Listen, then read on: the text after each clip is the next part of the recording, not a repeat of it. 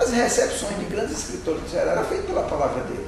Ele era um orador muito fluente, mas ele recepcionava também porque ele era um dos poetas da geração dele, melhor articulados com os grandes nomes da literatura brasileira.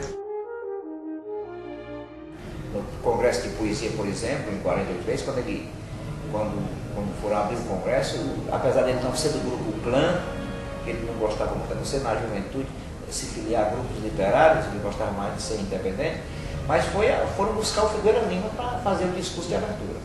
Ele era um homem articulado no plano nacional, ele não era só um homem da província do Ceará, não. Os livros dele foram publicados, diferentemente de alguns outros poetas do Ceará, foi publicado por grandes editores brasileiros, com grandes tiragens, né?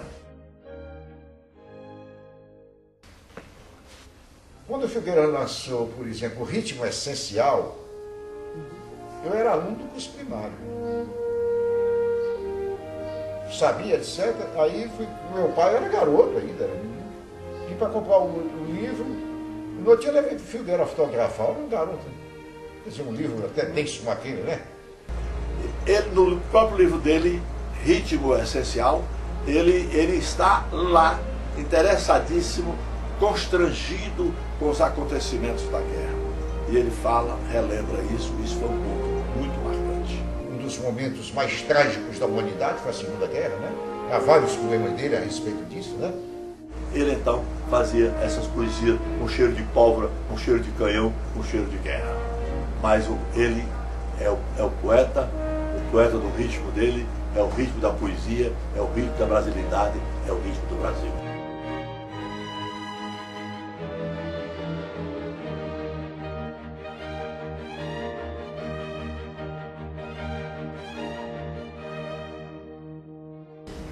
Mas ele ia para o plano nacional, mas nunca esqueceu a terra. Ele tem um livro específico chamado Terra da Luz, onde estão reunidos os poemas que cantam o Ceará. Orgulhoso do chão nacional, das florestas, de tudo. Língua dos vaqueiros românticos do Piauí, enchendo as grotas de abanhos tristes e longos. Eco, manso, língua rimada dos violeiros do Ceará, língua cantada de todo o povo do Ceará, língua dos engenhos de açúcar de Pernambuco e Alagoas, doce na ternura como rolete de cana, forte no insulto como um trago de aguardente, língua piedosa da Baía de Todos os Santos, que é também a língua das mandingas de Jundiaí, língua dengosa da baiana que tem tudo e apimentada com o vatapá.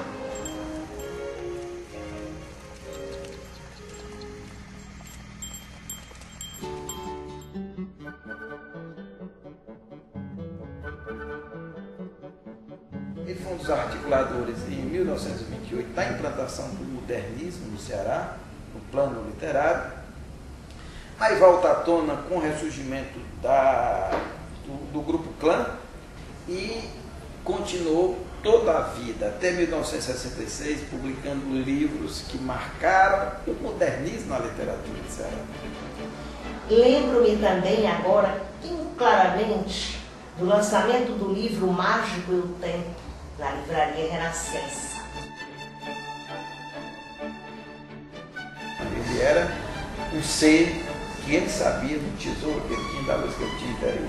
Ele sabia. Ele revela isso em alguns poemas dele, né? São poemas confessionais, ele tem muitos poemas confessionais, em que ele toma a poesia como missão, e é uma missão profética, né?